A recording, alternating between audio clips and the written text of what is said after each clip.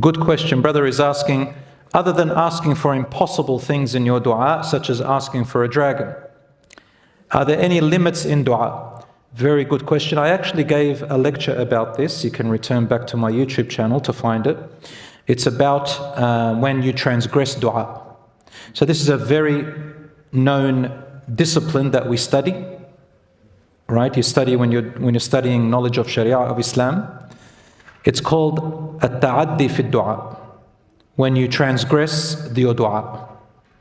So when you overstep the dua, one of them is to ask Allah for something that is naturally impossible, like a dragon.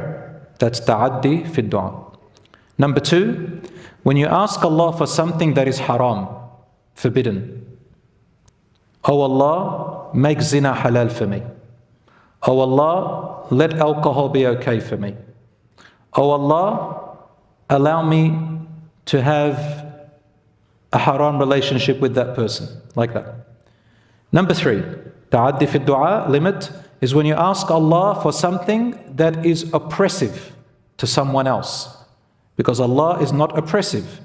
So when you ask Allah to oppress someone, then that is haram.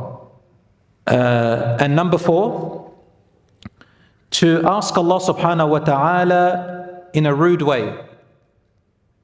Why? Do this. My Lord, why haven't you done that? That is rude. That is ta'addi fi dua. So these are four things at least, and all of these are not accepted. Some youngsters have asked me, they said, for example, my mother or my father made a dua that Allah curse me, or may Allah be angry with me, Allah yaghdab alayk, may Allah bestow His anger upon you, because of something that I didn't listen to them about, but it wasn't their right, it was my right. For example, if I didn't marry so-and-so, Allah yaghdab alayk, may Allah curse you.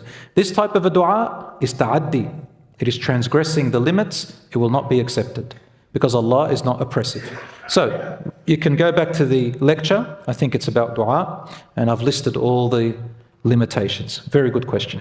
Wa iyyakum.